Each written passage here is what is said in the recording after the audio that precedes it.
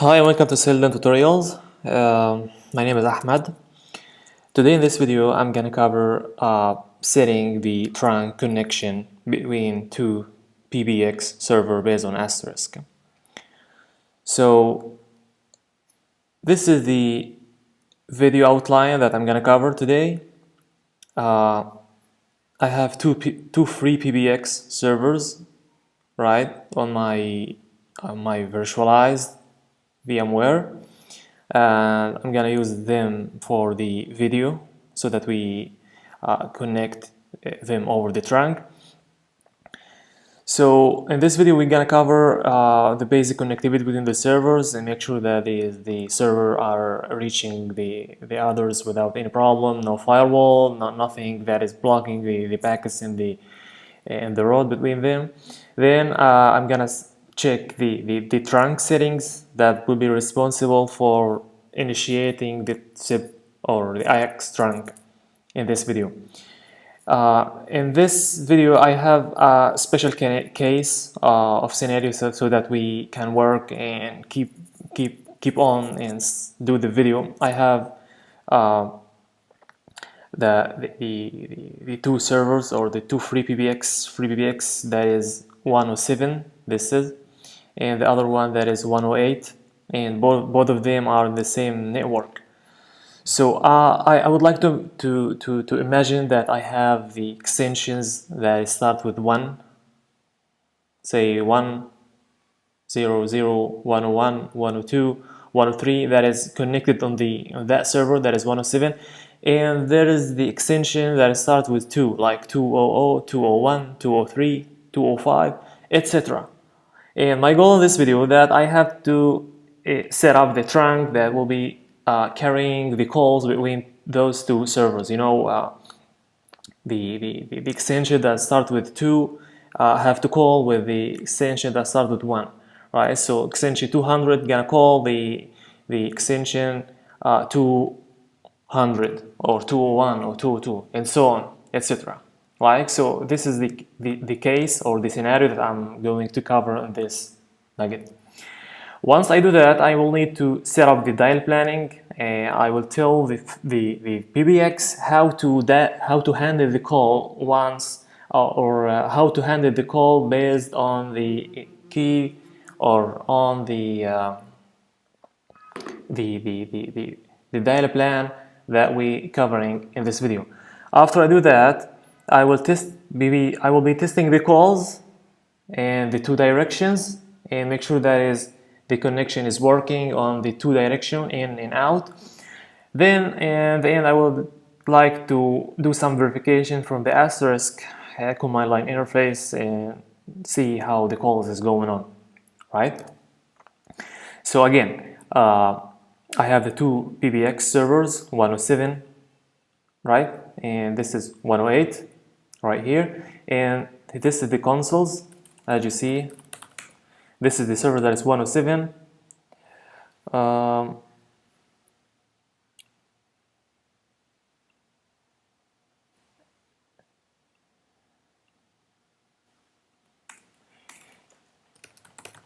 And as you see, this is the server 108, right?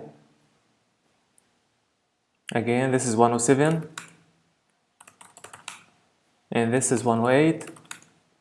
And we have to make sure that there is no blocking between two servers before we get started and do the connection. So let's try to ping 107.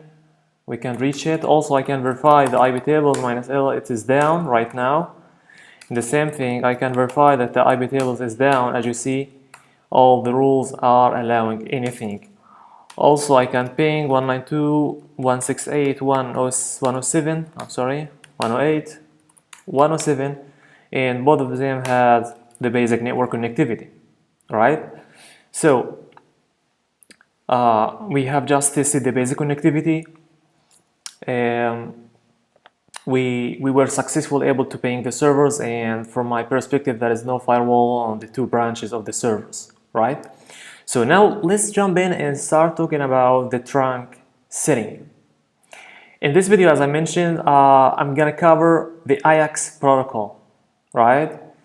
So If I go here in the PBX, as you see, there's in the connectivity tab, and we have the set up the trunk, right? And in this video, I'm gonna set up the IX2 trunk. As you see in the setup right here, we have the trunk name, and we have some configuration that is on the outgoing setting, and we have some configuration for the incoming setting, right? So what does that mean? I'm gonna cover right now the configuration that's gonna be used. So as you see, this is the left PBX, that is 107 right here, and this is the second one. I have just summarized the configuration on 2 files so that we make it easy to be understood as well. So this is the server, that is 107. We are going to create an IX trunk, and this section will be the outgoing section for the first server, and this section gonna be the incoming section for that server. The same thing on the right. We have the PBX 108. This is the outgoing section, and this is the incoming section, right? So let's try to understand the settings that right here. So let's talk about the outgoing setting of the FreePBX 107, right? So you can imagine that the outgoing setting is how the outgoing calls from the PBX1, that is 107, will be handled, right? So you can imagine that the outgoing calls, when you initiate an outgoing calls, right, the trunk gonna be handled this call and will be sending the call to that IP address, right? So when I dial, so let's imagine that this is the extension that is 101 or 11, and those extension right here wanna call the extension 200 or 201, right? And now from my side on the left, from here, I want to call the extension 200. So that trunk or that server in the outgoing section will say, hey, I'm gonna send the call to that IP address, which is the second PBX, and I would like to have from you some information about the username and the password so that it's gonna be authenticated on the left side. So how does that gonna be? The answer is here. You can imagine that this is the username that I'm sending, PBX1, as you see. I have called it also PBX1. This is the username, and this is the password, right? And the type is called here is peer, right? The peer is something is used in the asterisk when you are sending outgoing calls, right? The user type is used when you are receiving the calls only, right? There is another thing that's called friend, which is a combination of user and peer, and will be able to have two calls in the both direction. Anyway, this is not our main subject, and I'm just explaining that section in the PBX. So again, in the outgoing section, this is gonna be the username PBX1, right? And the type gonna be peer, and this is the password that is put as seldom tutorials, and I'm gonna use the qualification to be yes, and the context is gonna be from trunk, and I'm going to use GSM for the audio, right? So we use this allow all, then we allow the GSM only. So again, this username that is PBX1 and this password, right, will be sent to that IP address, and it will be hit the incoming section of the other side. So again, you can imagine that the username and password right here on that IP will go and hit that section. You can imagine that there is a cross, right? There is a cross. Imagine that there is a cross between those two or those four rectangles, right?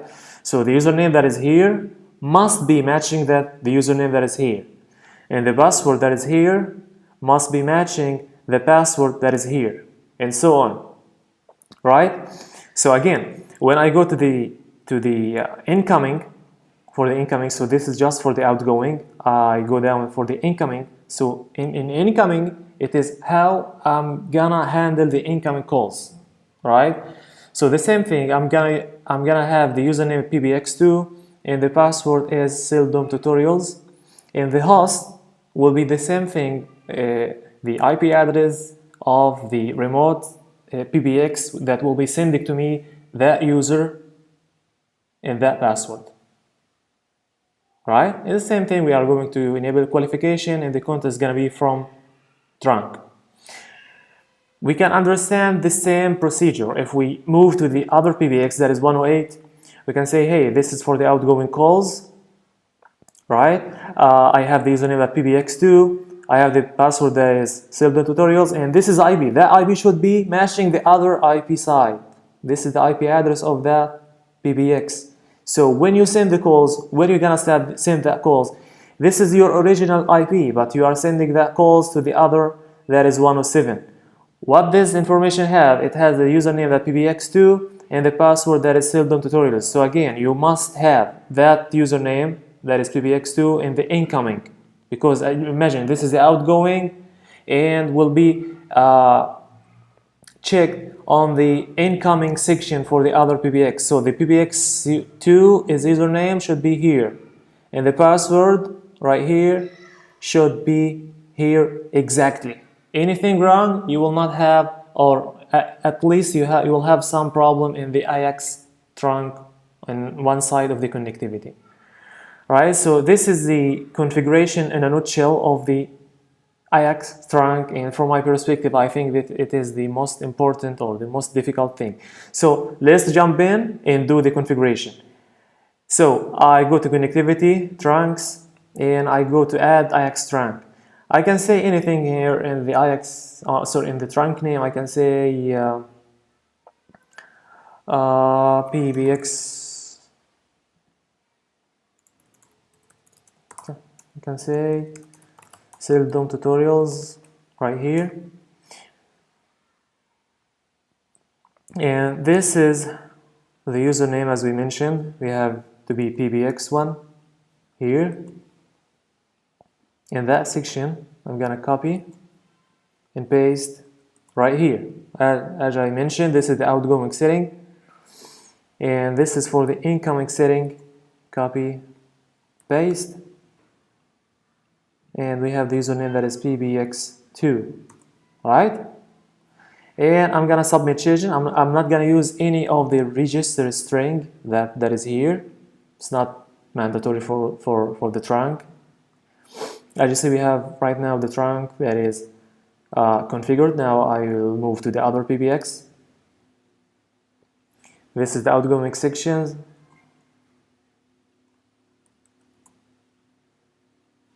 And it is PBX2.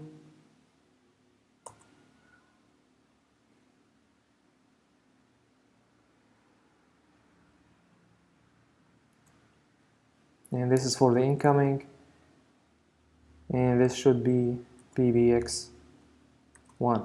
So again, you can imagine you have that section should be like that section. Username, password. You can imagine that there is a cross between the two configuration, right? Anyway, I think that we have just finished. We can say anything here.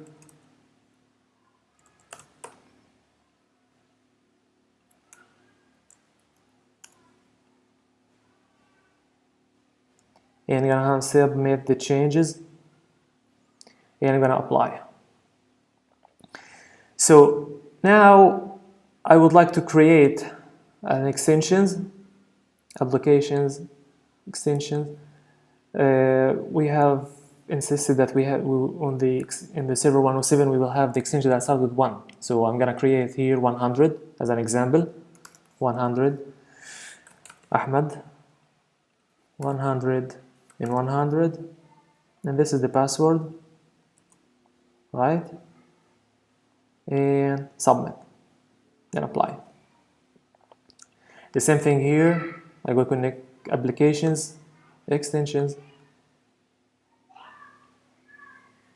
sib 200, Ahmed 2, 200, 200, and I would like to have the same password on the two sides. I just copy the password from the old extension so that be the same when I configure. Right. Now we have just finished the IX configuration, right? And we just create two extensions, that is 100 and 200. 100 on the left PBX, that is 107 IP address, and the extension that is 200, which is on the PBX 108. Right, so now I'm setting up the dial planning so that the PBX understand when to throw the call to the other trunk or to the other server, right?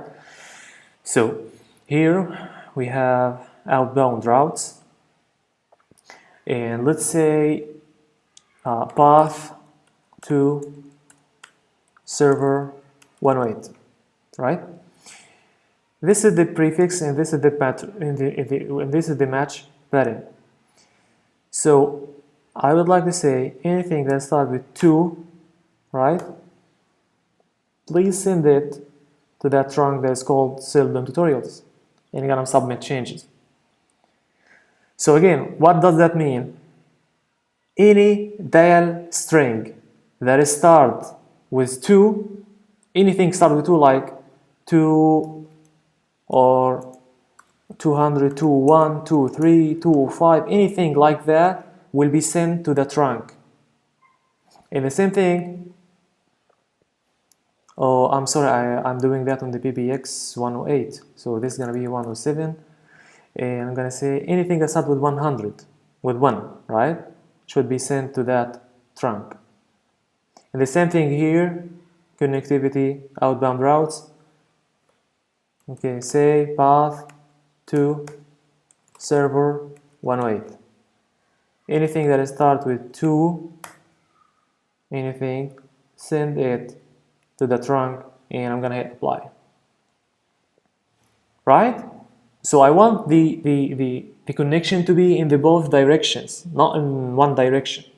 If I forgot to do this step, right, only that route will be working. So only the calls that is from 107 IP address will be going to 108 server. So I have to be careful and make sure that is the settings for the dial planning is done on the both servers so that we have the connection in the two sides. Right, so I'm gonna test the calls right now. The Zoiber right here, and I have the setting of my soft phone with the extension 200, and it is registered. And I have on my iPhone, I have the iPhone right now with the extension registered 100, right? So I can verify that from the command line interface. As you see, this is the server 108, and this is the server 107. As you see, we have the 100 that is registered, and we can verify the IX trunk by using IX2 show peers. We see that the host that is 108, and we have the status okay with 3 milliseconds. The same thing if we go here, this is 108, and this is the asterisk console. You can say so sib show peers. We have the 200 extension that is connected, and we have IX show peers. We have the IX on the status OK, and the host that is 107. So now I would like to try the call. So this is from 200. I will hit 100, and now it's ringing.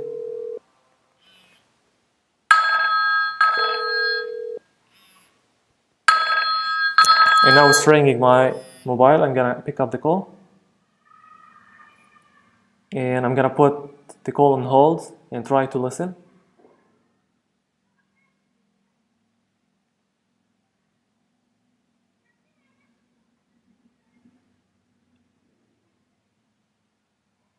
Hello? Hello?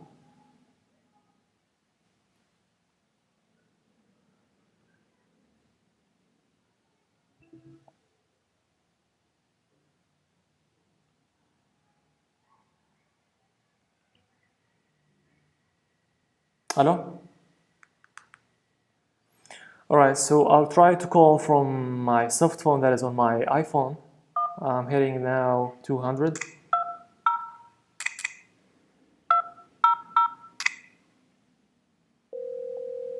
And as you see, we have the call. I'm gonna answer. Hello? Hello? Hello? Hello?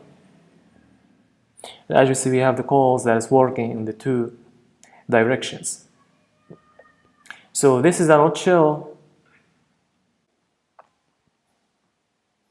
So this is the configuration in a nutshell. I hope this video has been informative for you. And thank you for viewing. Kindly, before you leave, don't forget to subscribe and like the video.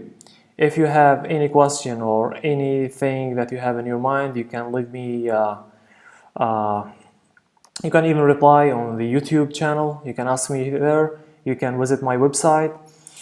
You can also find me on Facebook. This is the Silver Tutorials page, formal page, and this is the email as well if you have any problem or any question in your mind. Again, before we leave, I would like to have from you some kind of feedback about this video. I will be thankful for you if you leave me a feedback from range 1 is the lowest, 10 is the highest, to this video about my style. How was it? Was it easy? Was my style easy in the explanation in this video, etc. I will be thankful for you if you leave me this feedback so that I improve my skills on the next time. Thank you so much. Thank you for viewing.